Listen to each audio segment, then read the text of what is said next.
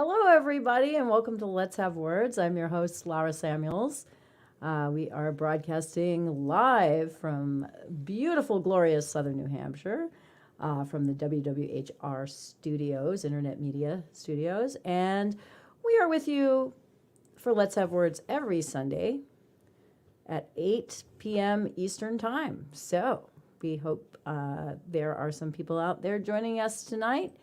Let's Have Words, of course, just a really, hello, Ronnie, a really brief history of Let's Have Words. So Let's Have Words, for a long time was a poetry open mic, and it was live at the Hearing Room in Lowell, which was an art center in Lowell, and then it went online, and then we retired it, and then it re-emerged as a talk show, and that is what it is right now. So as a talk show, Let's Have Words is a show about conversation. So we like to talk about a variety of topics. We, just to give you an idea of, the breadth of what we have been discussing recently, last week we talked with former New Hampshire Representative Mindy Mesmer, and we talked about a cancer cluster in Merrimack, New Hampshire, which has been identified and potentially linked to a plastics factory releasing nasty chemicals called PFAs into the water supply. And we talked at length about that. We've some of our former, this is our sixth show. So we had one about Satan, which was fascinating. And we had one about the rising rates of depression and anxiety in teens. And we also talked about green burials with Lee Webster, who's a funeral reform advocate. And we've talked about other things such as bluegrass music, etc. So we cover a lot of topics here on Let's Have Words. The idea is just to kind of, just to converse. We're not solving any problems. We're not trying to convince anybody of anything. We're not shying away from controversial topics, nothing like that. We just like to have conversations about a variety of topics. Normally, we prefer to have a guest on the show, somebody that I can interview. But this week, you are the guest, you being the audience. So the audience is the guest this week. So I have pulled a topic out of my magic hat of topics, and I thought this was an appropriate topic for this time of year. And the topic tonight, and I would like everybody who's out there to call in or put your questions, comments in the chat and participate. The topic this week is habits. Habits, an open discussion about habits. And we are talking about the types of habits you see behind me. I don't know if they're all habits. This is the best I could find on the Google image search. Find a new job. I don't know if that's really a habit. Helping others. There you go. That's a habit. Joining a gym. Saving money. What else we got? Quit smoking. Lose weight. These are some things that we all, all of us around New Year's, well, some of us start to think about maybe some of the things that we're doing right, some of the things we're doing wrong. And some of us make what are called resolutions, of course. Although I do feel like this is sort of a dying tradition, the idea of the resolution. Almost everybody I ask, did you make any resolutions? The answer is sort of a dismissive, no. I resolve to never make another resolution as long as I live. That's the kind of answer that you get, usually with a scowl of some kind. So people don't like to make resolutions. This is my experience. So I don't know how if you guys out there are making resolutions this year, what's your success rate? Because according to my research, Columbia University Irving Medical Center, New York, the statistic that they gave us is 80% of resolutions fail. 80%. Now, it's kind of a specious statistic since, I don't know, what's failure, right? I mean, if you say you're going to quit smoking and you manage to quit for a year, is that success or is that failure? I don't know. How long are you going to go? I mean, if you manage to exercise every day for a couple of months, is that success or is that failure? I don't know. I think it would be really hard to determine what percentage of resolutions actually fail. So I didn't read their methods, so I'm not exactly sure how they came to that conclusion. However, suffice it to say that most resolutions fail. So we're just going to go with that number, 80%.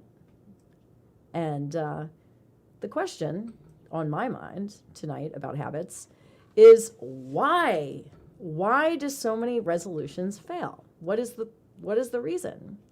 So I'm gonna just toss out a few, aspects of this discussion for conversational purposes, and let's see what you guys think. I'm gonna toss out a few things, and you guys can, of course, come on with your video. We're letting people on with your video into the studio, and so we can have a conversation face to face.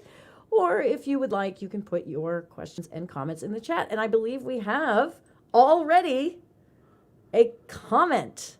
New Year's resolutions. This is Conrad. New Year's resolutions equals wish list. So I think what he's trying to say, if I can probe into the depths of Conrad's mind, I think what he's trying to say is that people are just wishing, they're just hoping. They're not necessarily committed to the notion of change as much as they're just dreaming, hoping, wishing. They're saying, oh, I wish I could quit smoking. I wish I could be a nicer person. I wish I could worry less in my life. I wish, they're just wishing for these things. I think that's what Conrad's trying to say. And yeah, I think that's correct. I mean, so the question of why resolutions seem to fail, or even not just New Year's resolutions, but our attempts to change our habits fail, there's a whole spectrum of possibilities, right? But, at one end of the spectrum, I think, is this whole idea that we are completely capable of changing ourselves anytime we want to. It's all a matter of willpower. It's all a matter of inner strength. It's all a matter of resolve. And then on the other end of the spectrum is this idea that we're slaves basically to our physiology, and that, we are, constantly responding to our reward center, constantly looking for rewards, and that it's super hard to change our habits, if not impossible, because this is just so much a part of how our brains operate that it's very, very difficult to make permanent change. So I think we have another chatter here. Oh, we got it. Catherine Jeffers. Right now, I think it's difficult to quit or give up anything comforting at a time of pandemic stress. That's a very important point. That I think, a lot of people, find it much harder to give up the habits that make them feel good, the things that make them feel good, when there's so much external stress. I think that's true most of the time, that the more we're bombarded with external stress, the more we cling to the things that just make us feel good, right? And the harder it is for us to find the strength to make permanent change. And the pandemic is certainly a major force in that respect. I think some people might argue, though, that there's always stress, right? And if you want to make a permanent change, you have to really, really, really want to make that change, and that you can potentially make it happen. Although I think, personally, in pie charts. I think everything's basically a pie chart.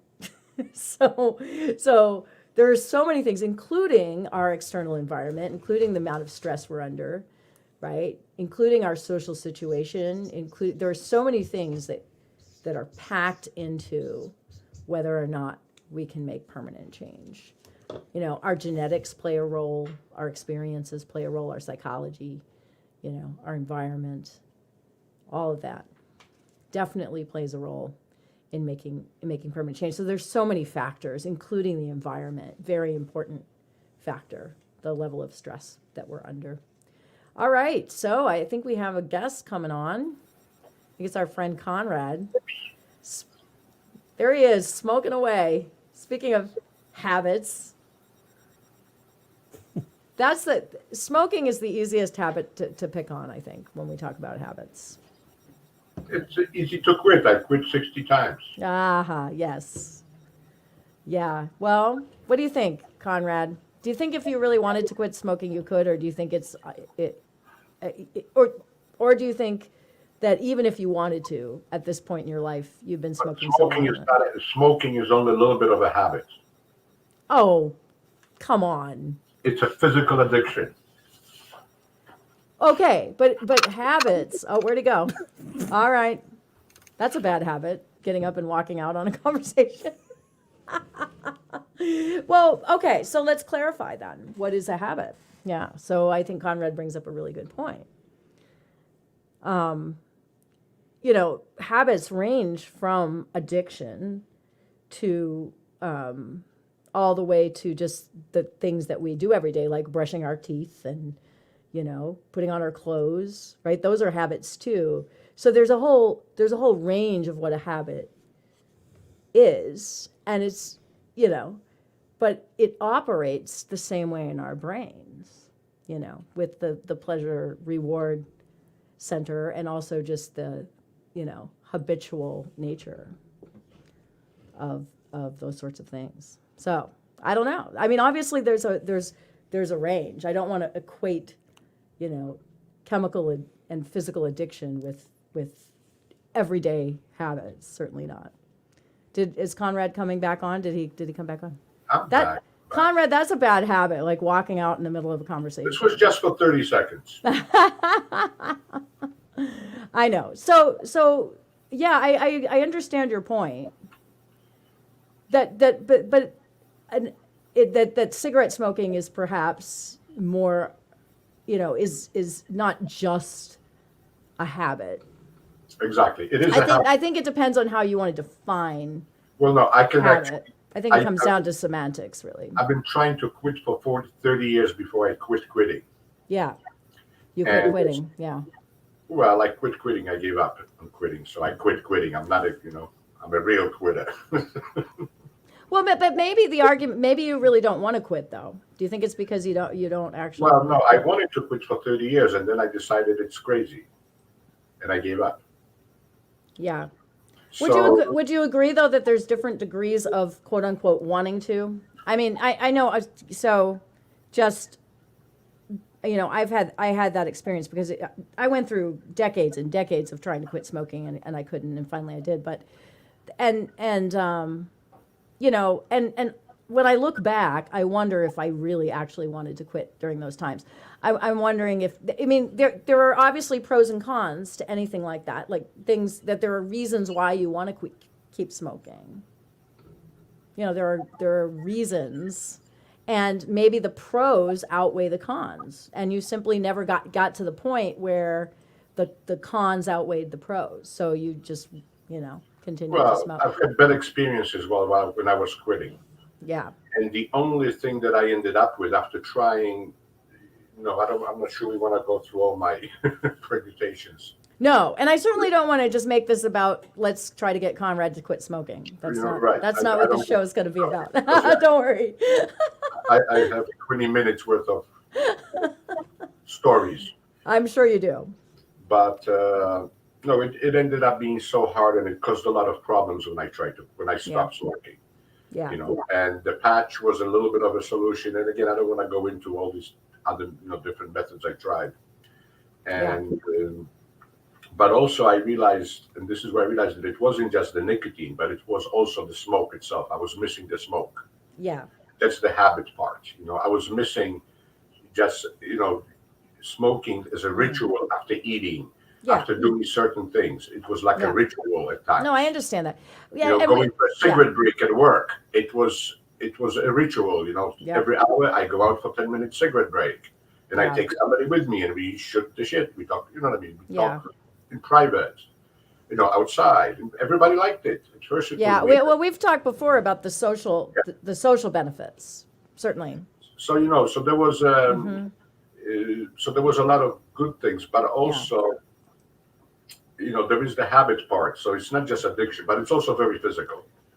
Right, For I me, know there's a lot that goes into it. Obviously, it's very you've got the reward center of your brain, but there's also other biochemical pathways that are occurring that are making you feel relaxed, and it's a lot more than just like I said. It's different than brushing your teeth every day in terms of how immersed you are in it. well, But it's still, I mean, they say I understand something like 40% of everything we do every day is a habit. Like we're on autopilot. So when we we haven't really defined habit, right? Like we're on autopilot most of the day, and some people more than others, depending on what you do for work or whatever. But where you're just a collection of your habits for a good chunk of the day. So a habit is range. There's a huge range of things that can be defined as a habit. Some of these things that are addictions, like people that have maybe a gambling addiction or a drug addiction or alcohol or just cigarettes in your case, whatever. Those rise to the level of addiction, but they're still from your brain's perspective, they're still habits. They operate on that sort of, autopilot sort of thing, mechanism. Wow. But that I'm being very broad in my definition of what a habit is. Because look behind me, I think above me it says helping others. Do you think that's a habit? not really. No, so you don't define that as a habit? No, I do. I think it is. no. I think it's a natural instinct. But some people have it more than others, right? Some people are more inclined to help others than others. Absolutely, but that's again, we are all different. And some of us like to eat more, some less. Right. I understand that, but why are we all? I mean, it's some people have that as a habit of helping others is their Well, a yes. habit, and some people not so Yeah. much. I agree. Sure, but I don't know if I would classify it as a habit. I think it's Yeah. part of human nature. Yeah. A lot of us get a reward. It makes us feel good, so we do it. So we keep doing it. And That's what it. Yeah. But is it like a habit? I don't know. I think it is. I'm being very. I think it's deeper than that. That's maybe why I'm Yeah. disagreeing. Yeah. I'm being very broad with my terminology here. I think most of what we do. I think most of what we do, it can be classified as a habit. Even even aspects of what we consider our identity or our personalities are even habitual. All right, I think we have a question or comment coming in from the chat. I had a friend tell me at one point that the best way to get rid of a habit is to replace it with another. That's awesome, Catherine. Sometimes having a coping strategy pre-planned helps. Yeah, so right. So replacing one habit with another habit is a good strategy. And we haven't brought that up yet. Which is an excellent way people can participate is like what have people found if you have tried to change a habit? What are some strategies? Like what did you do to try and change your life? What strategies did you use? Did they work? Did they not work? I think some people find it easier than others to adopt a good habit and or cease, a bad habit. What do you think, Conrad? Well, so for myself, I've used logic essentially. You use a lot. So a lot. You can it's a bad habit, you can talk yourself into change. right? If it convince myself, You that can it's you can stupid, persuade yourself with logic. right? That something I'm doing is stupid. Don't do it. And You I don't just want to be. give me an example of something. Have you ever actually changed a habit with logic? Well, I used to. It's hard. I never thought about this. It's a Yeah, trick, no, I know. I'm putting you on the spot. If you can't think a of an trick example, that's question, okay. but I'm just curious. I'm just curious about it. like I used to get a haircut every month, professional haircut. Yeah, When I stopped working, I'm like, I don't need to spend the money on this. It's a waste of money. And then yeah, I actually convinced myself, hey, why not get long hair in the winter so I don't yeah, need to wear a hat? This is what I used to wear. That's how, when I was 14, 15, that I used to have big hair because in the 70s it was cool. yeah, So I convinced myself very, like it was weird, but it just, to get this professional hat, this, you know what I mean? yeah. I don't know how good of an example it is, but Yeah, no, I hear what you're saying. it was a habit. At first, I did it because of work, and then it was just, oh, the hair is a little too long. Doesn't look neat anymore. It became a habit. became- It started. It started as you had to do it, and then eventually it just became Right. your Right. habit. Yeah. Right. And then when No, it was that makes sense. unnecessary, it's like, wait, why am I doing this? This is stupid. I had to, again, Yeah. and I had to come up with good reasons to stop. Like against it, against the habit. You know what I mean? And Right. one was, hey, I'm gonna look like when I was 16. That's cool. This is funny, but but I Yeah. came up with good rationale. The rationale to do opposite than something different than a habit. Right. You know what I mean? It's like Yep. why mow the lawn. Fertilizing the lawn used to be one of my habits, and then I had to mow the lawn every 5 days. And after 10 years or whatever, I'm wasting money on the lawn, and then I can't even wait a week to mow it. I have to do it, every 4 days because the grass gets too long. Yeah. Stop it. Screw it. Right. So you talked yourself out of those habits. Right. Again, Eventually you just said this. I'm putting way too much time.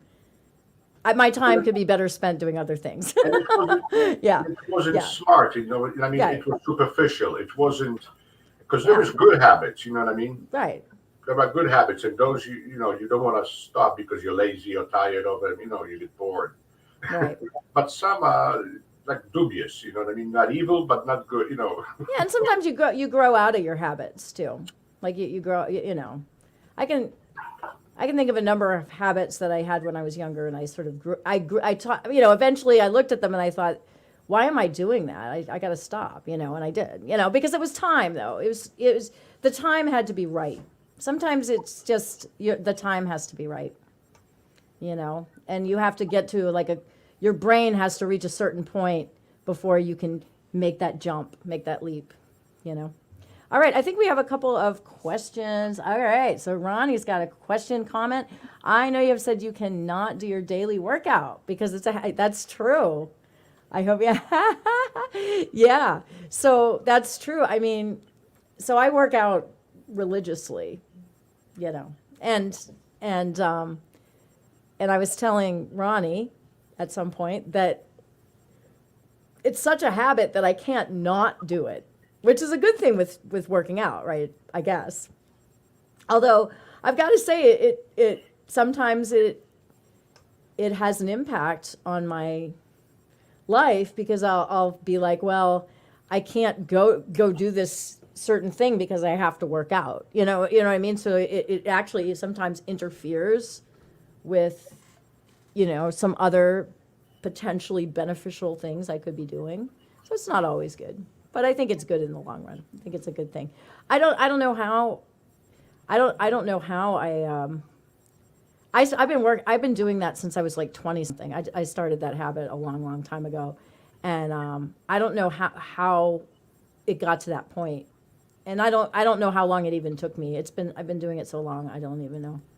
But it's a part of my life. I was telling Mark, like if there was a tornado heading towards the house and it was time for me to work out, I'd be like, hold on, wait, meet me in the basement in about an hour. I got to do my workout first. It's that bad. All right, so I think we have another question, comment. All right, so another ex-smoker on the plate here. I let myself eat anything I wanted for 2 weeks and didn't worry about weight until I felt the physical cravings ended. Yeah, that's right. That you got to give yourself a little bit of a break. You can't do too many things at once, right?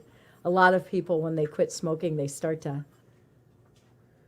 eat more. They maybe potentially gain some weight, but you can't worry about that. You get one thing at a time, I think, right? I mean, especially when you're doing something that dramatic, you know, you gotta give yourself a little bit of a break. Be nice to yourself, right? Can't make too many changes at once. one thing gradual changes and one thing at a time, I think sometimes is the formula for success, at least with some habits. Yeah. So, do we have another comment in the chat? Okay. So Conrad, I recently started drinking black coffee. That's my habit that I developed recently, deliberately. And I used logic, as you said, I used logic to talk myself into it. But I started drinking coffee when I was 14 or something. And it was basically ice cream. I would put like 10 sugars and 25 creams, and it was basically coffee ice cream. And then gradually over time, I cut I cut out first I cut back, and then I cut down, and then eventually, and now I'm just drinking black coffee, and I talked myself into it, and I didn't think I would be able to do it, but I've been successful. I've been drinking black coffee now for 2 months, and I can't, black coffee is the best. I cannot. I could list like 10, I bet I could list 10 benefits of black coffee if I had to. Comparing to coffee with milk? Compared to drinking coffee with stuff in it, whether it's sugar or milk or, first of all, 0 calories. And what's wrong with milk? There's a ton, well, okay, I could list 5, 6 things wrong with milk.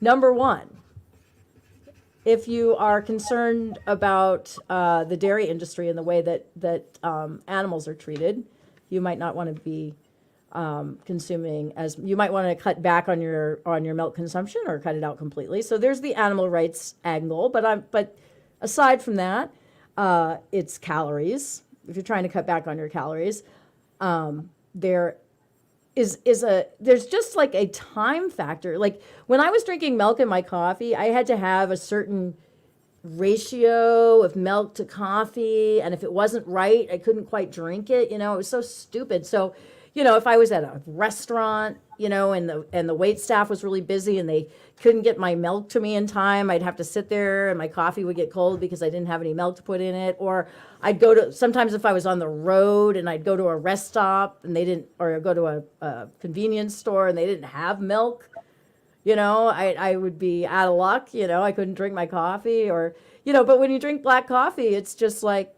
hell, you can drink it anytime. It could be the apocalypse, and you'd be fine. You'd be drinking your coffee. I drink both. And one more benefit. I can drink the same pot of coffee for like 3 days because I just put it. If I don't finish it, I just put it back in the pot. I'm so cheap, right? I just put it back in the pot. Just make less coffee. And so I am drinking. I am buying like I was buying 3 times more coffee when I was drinking it with milk because I would throw a lot of it out, and now I'm putting it back. So there's it saves on money. It's more convenient.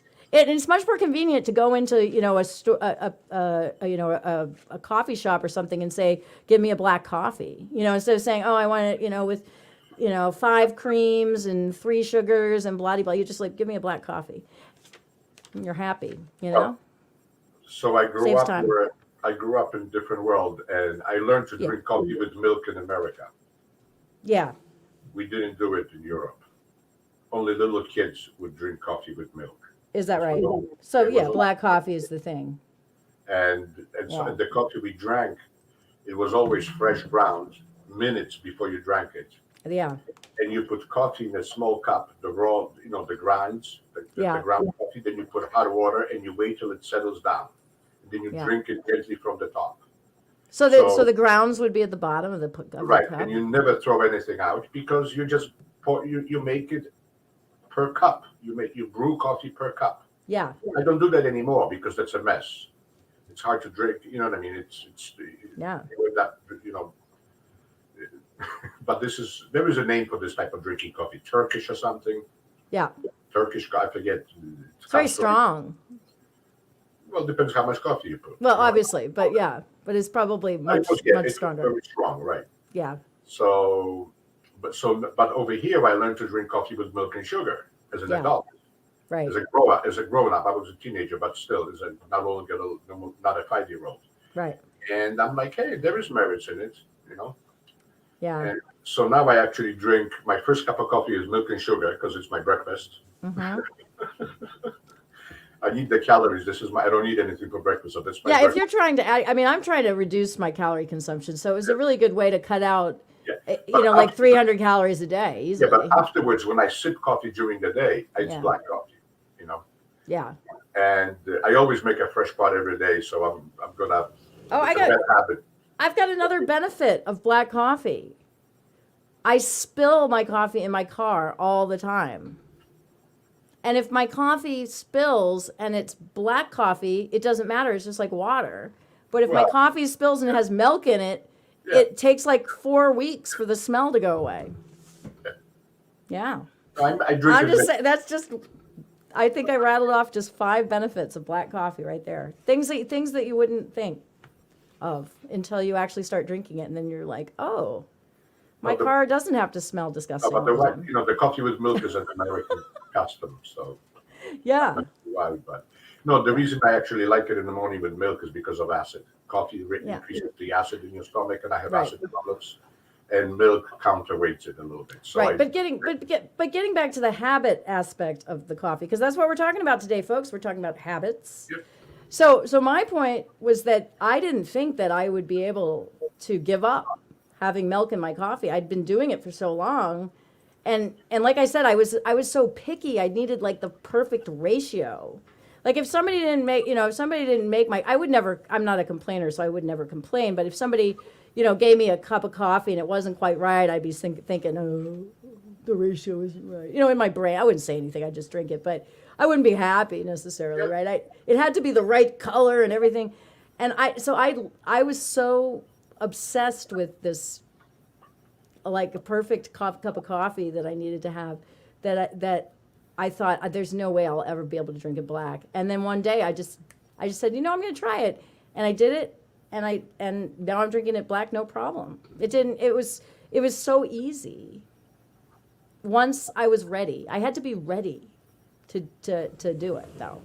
I don't know what makes you ready to change a habit, but I always feel, even with smoking, it was the same thing for me. At some point I was just ready to quit, but I had to get to that point. It took a long time to get there. started smoking. I was ready many times, Yeah. But whenever I tried, I ran into major problems, Yeah. like real problems, Yeah. not just imagine. You know what I mean? Like losing my temper was serious. You'll never go back. I'll never go back. I won't. I love it. Yeah, no, I'm not. Yeah. No, I know why I have a little different approach to habit. I just realized talking to you, because a lot of when I moved from Europe to US, I had to change a lot of my habits just to assimilate. Right. 100 habits. I had to change 100 things the way I did. I had to do them differently. You had to do the right. That's a lot of So That's a lot of change all at once. Right. So when I was a teenager, I was into changing my habits. Mm. And because of peer pressure, because I don't want to, Right. you know what I mean? These weird, strange, you want to assimilate and blah, blah, blah. That must have been a lot of stress. Oh, it was. Yeah. It was. I'm sorry. No, it's a different world Yeah. to many degrees, especially in Yeah. 70s. It was a different Well, world. just having to worry about, assimilating. Well, drinking and black worry coffee, about it other was looked cultures. down upon, you know what I mean? So I had to learn how to drink it with milk and sugar Yeah. to be normal. Right.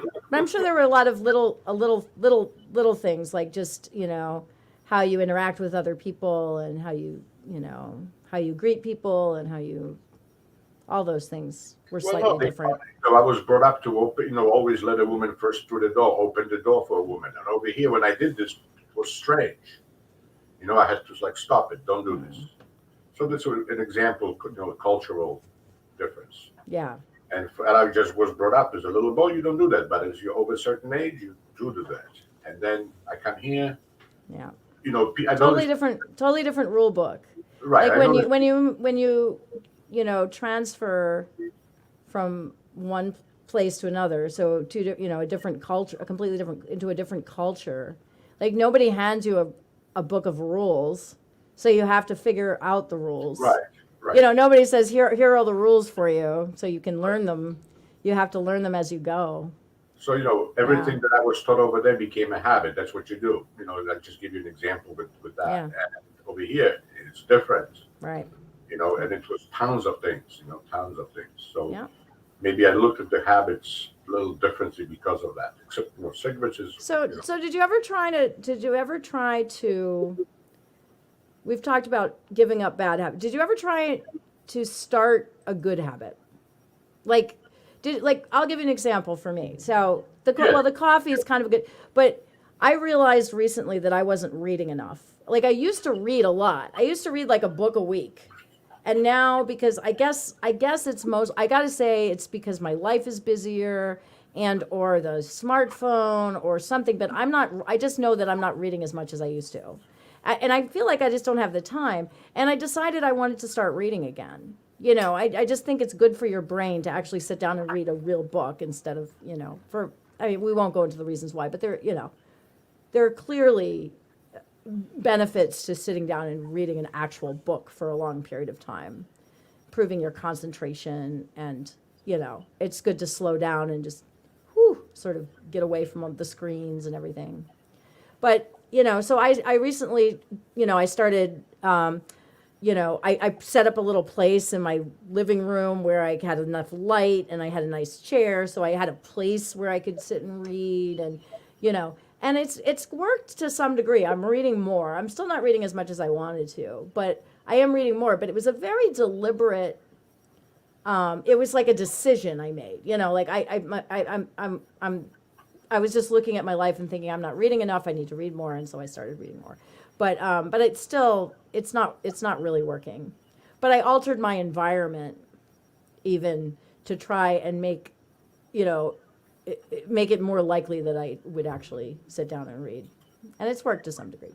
Anyway, have you tried to change, have you done anything like that ever where you said, I need to start doing this, X, Y, and Z. And you made like a deliberate change in order to achieve that? No? Well, again, never. I haven't thought about. I'm not prepared. Yeah, no, I know, but I'm just wondering. One thing is physical activity. Yeah, physical activity. Yeah, there's a good one. I know I hate gym. I can't go to a gym and exercise. I tried walking on a treadmill, so when I had somebody watching over me, then I would watch. The doctor or the nurse or somebody would watch me. Too fast, too slow, or whatever. Mm-hmm. But then at home, I struggle. I did this for a while, and then I couldn't do it long term. And gym is out of the question. Right. So doing housework, yard work, physical, it's no longer abomination. I do it because it's healthy. Yeah. So, and that's, again, it's necessary. Somebody needs to do it. So you feel like you didn't want to just to exercise. You wanted to actually achieve something with your exercise. Well, no, that's how I can do physical things. That's how you can do physical things by doing yard work. I can just lift iron, you know what I mean? Yeah. But I can do physical, put up a ladder or whatever. I can. Well, you almost maybe because you need like a purpose. You need to feel like your exercise is you're not just exercising to exercise. You're exercising, but also you're achieving something. Well, I told you I came up with the reason why I hate the gym. Yeah. Because exercise is a sin. Well, that's a little bit of an extreme view. But that's okay. On Let's Have Words, extreme views are all right. Yeah. So I realized, don't force myself into exercising because I hate it so much. No, it was a joke. I came up with this. You have to learn to love it. With exercise, I think people. There are some people who actually enjoy it. Right. And I think I'm at that point where. I tried and I couldn't do it. I tried and I couldn't do it. And people tell me, I can do it at home, but I can do it at the gym with other people. I've heard stories like that, and I never tried the gym physically. Yeah. Gym had bad connotations for me, for years. Going to the gym. So we're talking with Conrad. I'm Lara Samuels. We're talking with Conrad about habits. So we're talking kind of about habits in general. What are some of your habits? Like what do you think about? Can people change their habits? Is it just a matter of willpower, or is there more to it? I happen to be there are so many different factors I'm in that camp, right? There's all these different factors that play into whether or not we can change our habits. And what do you guys think about that? Some people think it's just a matter of willpower. Some people think it's a lot more complicated than that. So weigh in with your thoughts on habits. We've got it. We've got somebody weighing in right now. We got a chat. We got a person in the chat. Yeah. Often it takes something catastrophic to make people change a bad habit. That's true. A breakup, right? Excellent point. Yes, Catherine, you have the best points. Yes, I mean, I was thinking about this how like, you know, as you get older, it becomes almost easier to change habits. You would think that habits would get harder to change as you get older because they're so ingrained in you. Yet as you get older, you start to face a little more, maybe you've had a catastrophic event or somebody you know has, like health-wise, right? So you're more apt to say, look, I've got to quit smoking. It's not even a matter of choice anymore. It's a matter of necessity, right? I have to quit smoking. I have to start eating better. I have to give up alcohol, you know, and, you know, you as you get older, you're less likely to say, yeah, you know, fuck you, I'm going to do whatever I want, live for the moment, and you're more likely to think about the long-lasting effects of some of these things on your health. So you have that pressure to change. I think that's definitely the case. When something catastrophic happens, as Catherine mentioned, you know, if you actually do have a heart attack, or if you know somebody who has, or you have, you know, and you recover from that, and then you think to yourself, wow, I've got to change, you know, I've got to change in order to, you know, avoid that happening again, or, you know, or somebody you know, that happens to somebody you know, definitely. And the older you get, the more that you see. It's just a matter of, you know. Plus, I think as you get older, you're more mature, and you're able, like Conrad said, to sort of talk yourself into change. You know, it's You're like older and wiser. You get wiser. You get a little more practical, right? Well, you learn from your mistakes, and You learn, right. if a habit causes problems, it's like, I don't want the problems. Yeah. And you change the habit, you know. Yeah. You just again, have more experience in general. Yeah. Like, you know, when I was working as a hospice nurse, I saw so many people with liver failure that it really started to sink in how much I was drinking. You know, and I would, you know, it just from that experience, just seeing so many people suffering from liver failure, and it just, like, every day, you know, having that in your face can really make you think about your own life and getting a handle on your own bad habits. So. You know, and one way to look at habit is that it's a part of your lifestyle, part of who you know. It is. It becomes part of your identity. Part of who you are, and Absolutely. some of that is hard to change. Yes. Because you have to change yourself, and that's like, right.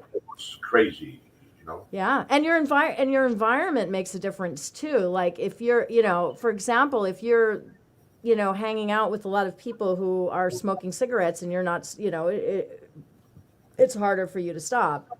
Or if you're hanging out with a bunch of people who are drinking, and you've decided to stop drinking, that can be really difficult. So your environment has, you know, there's a lot of social pressure, and, you know, that plays into it too. It's so complex, right? It's more than just, I mean, I know that it's more than just willpower. Like any, you know, there's so much that goes into it. You know, you think about eating, for example, like eating healthy. I mean, I can't tell you how much I have to, like, fight. I feel like I'm, like, fighting off cookies all the time. Like, people are always trying to give me stuff, like food, sugar. They're always trying to give me sugar. Here's a candy bar, here's a cookie, you know, and I'm always like, pow, pow, pow. I feel like I'm constantly trying to, and I don't mind having a treat every now and then, don't get me wrong, but, you know, and people will say, oh, it's just a candy bar, it's just a cookie. And it's like, yeah, but you're like the 25th person today who's tried to give me a cookie. You know, there's so much pressure. It's so hard, right? And you just got to be strong, and that's not easy. And sometimes, you know, and then you feel like a jerk, you know, because you won't eat somebody's cookies that they're offering you, you know. You feel obliged, you know, I just baked these cookies, here, try this. You feel obliged. She's fighting too. The cookies are winning. Yes. Yeah, I mean, cookies are, Cookies, any kind of. I definitely have a sweet tooth. It's very hard for me to fight off that stuff. But I do manage to fight it off most of the time. But there's a cost. There's definitely a cost, like a social cost, to not to refusing people's chocolate and cookies when they offer it to me. So I have another thought about habits. Yeah. That the ones that we have trouble with, again, everybody's a little different with that. So it's not, Yeah. that we try to talk ourselves into not quitting a certain habit by justifying why is it good, why is it good for me? Oh, yes. We try to justify. Oh, we try to yes. It's Rationalize. good for this, but rationalize, right? But it's good for 10 other things, so I'm gonna keep doing it. Oh, yeah. And we play mind games with ourselves to protect. Yeah, you think that falls into the realm of like making excuses when we try to rationalize? Well, I would. Well, I think it's. I would quit smoking, but I'm too stressed right now. I can't do it. And I think it's more than that. I think it's like justifying it to yourself that it's actually good for you. It's twisting. Oh, I see. Yeah, there's that, right? Just like telling yourself, this is good for me. This is good for you. Yeah, I do that with alcohol. I say but there is some truth to it. That drinking in moderation is a healthy habit, actually. But yeah, I think maybe I justify it a little too much. So that's a trick. That's one trick part we play out. Yeah, we tell us, I'm lowering my stress. Therefore, I'm actually doing myself a favor. This is actually good for me because I'm lowering my stress. It might be destroying my liver, but I'm lowering my stress. Sometimes bad habits do have a good side. In fact, yes, thank you, Catherine. Yes, I think most bad habits have a good side. We were just thinking about, Conrad and I were just talking about smoking. And I remember when I smoked, I was working as a server, and during cigarette breaks, that's when we got to know each other. Everybody would go outside for a smoke. We'd hang around, it would be a slow time. The restaurant would be slow. We'd all hang out and smoke cigarettes and talk to each other. And if you weren't part of that, you were kind of left out, so it had that social benefit. It was, it's bad for your health, but it has a social benefit, and it lowers your stress. There's almost any bad habit might have some, I don't know, maybe people can think of some bad habits that have zero benefits, but I think almost every bad habit has some sort of benefit. Yeah, whether it's lowering your stress level or helping you with your social relationship, with your relationships, or something. I don't know. Some people can just start it. Some people can just be like, I'm gonna start jogging every morning, and they'll just start doing it. Some people, I think there's a genetic component maybe here, or a personality component, where some people adopt good habits readily and some people don't. Oh, absolutely. Yeah, I agree with you. Yeah. That we are all different. We're all different. So that's why it's so, you can't judge another person, on your own successes. Well, I was able to do this, therefore everybody else should be able to. Everybody's got their own. And there is that part too. Yeah. As I got much older, I realized that. Right. But it took me many years to realize that. Right. That, and plus, there's so many factors that go into a habit. It's not just a matter of willpower and self-control. There's just so many things that go into it. I was listening to this interview with oh man, now I'm forgetting her name. Anyway, she just recently wrote a book on opioid addiction, and her argument was that a lot of people who, not everyone, but a lot of people who are addicted to drugs lacked either they perceived that they lacked love or they did lack love, like in their lives, and that the addiction was like a replay, like when they did heroin or when they took opioids, that it made them feel loved, Like they got that feeling that many people get just from being loved by by a parent, or and they're actually seeking that feeling that you get from another human being, affection and love. And I guess there's a lot of evidence to back that up too. That so there's so many things. That's just an example of how like there's more than just, oh, I'm gonna give up drugs. I mean, it's like a basic human need. Like love is a basic human need, you know, and so that plays into it too. Like these really powerful, fundamental needs that we have as humans, and also the pleasure, right? The pleasure, the dopamine reward that we get from some of our habits, that is just so powerful. I don't know. It's so hard. There's so many things that play into that come into play. We talk about habits. I don't know. I think this year. So, did you make any resolutions this year, Conrad?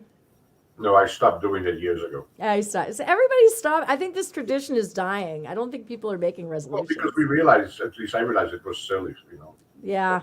For me, at least. I mean, as far as the New Year's resolution, I had a couple of comments. I only wrote one. Yeah. You do some, if there is a bad habit you want to change and you're waiting till next year to change it, you don't really want to change it. Yeah. It's really a bad sign, A Yeah. bad habit, Right. It's right. Right. as soon as you realize, oh, this is wrong, or this is bad for me, blah blah blah, or for somebody, Yeah. you know what I mean, and you Right. stop it, within a day or two or three. You don't wait till the beginning of the year. That's just fantasy. That's just an excuse. You know what I mean? Yeah. That's why Yeah.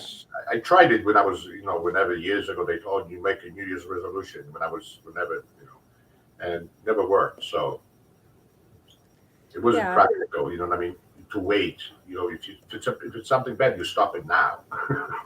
Yeah. Right. Like why? You don't Yeah. wait You're saying 3 it gives months you an or 6 excuse months. to put it off until New Year's. Yeah, I'm I gonna don't quit know. drinking by the end of the year. Yeah, 10 months from now, great.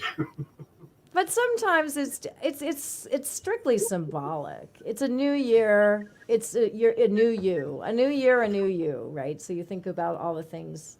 I don't think I've ever made a resolution in my entire life. All right, we have another comment from Catherine. I read an article today that said the majority of addicts actually recover from their addictions, a huge amount, but they become invisible because most people don't know they ever had a problem.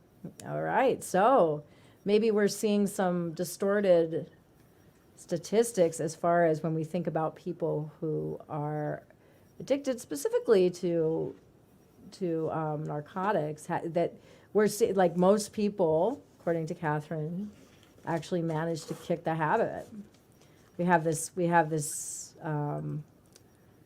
maybe this false idea that most people are not able to kick the habit. So statistically, maybe more people actually manage to do that than we think. So that's good news. I think that's excellent news. If that's a fact, that's excellent. Yeah.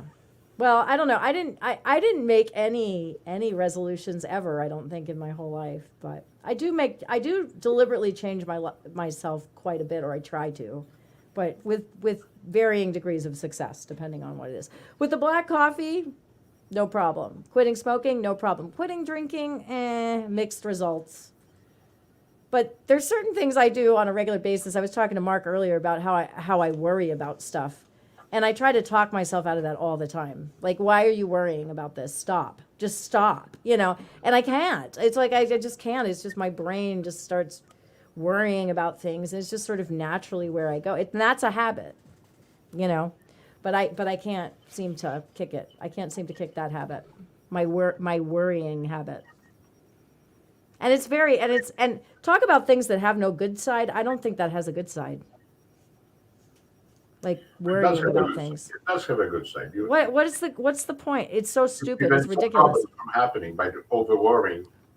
You suffer on one hand, but on the other hand, you avoid some problems because you think ahead.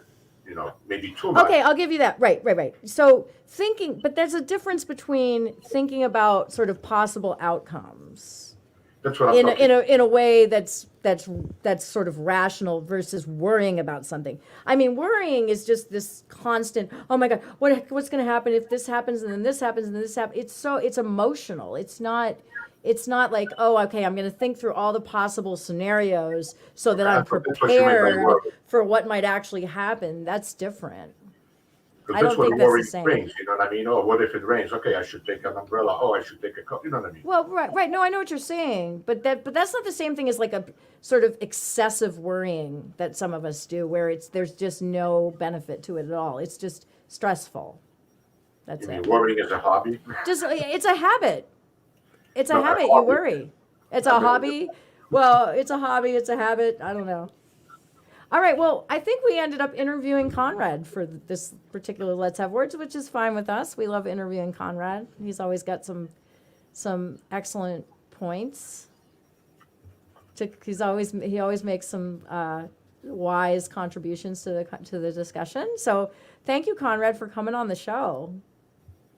I always appreciate having you on, and it's nice just to have somebody to talk to. It gets lonely without another face. All right.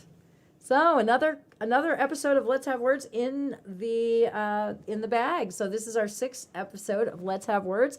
We like to just have episodes like this where we just kind of shoot the breeze about something. We certainly don't solve anything. We just kind of kick around some ideas, just keeping those lines of communication open so that we can. I don't know. That's a very human thing. Just kind of keeping the conversation active and alive. Certainly didn't solve anything today, but that's kind of a fun thing to do, and we may do that often in the future. Our favorite thing to do, though, here on Let's Have Words is to actually have a guest that comes on the show that we can interview, and it's less of a discussion and more of an interview, although we do like people to come, make comments and in the chat and participate that way.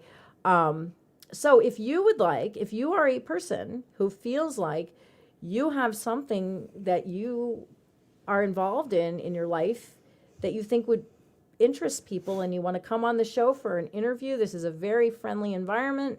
And we just like to there's nothing intimidating about it, but if you would like to come on the show, we would love to have you. So you can email wwhrmedia@gmail.com and just tell us what you would like to talk about and what your area of expertise is. And if you are available on Sunday nights at 8 p.m., you don't have to leave your home or anything. You can just come on from the comfort of your home, and we can shoot the breeze for a little while, and that would be awesome. So we're always looking for people to come on the show, so don't be shy. And I think Ronnie just had a comment. Did I miss something? She just said it was a great show. Oh, thank you, Ronnie. It was really fun. And everybody, good luck with whatever habits you're trying to develop or give up. And keep the lines of communication open, folks. Let's have words. Let's have words. Say what it's all about. We're gonna say what it's all about.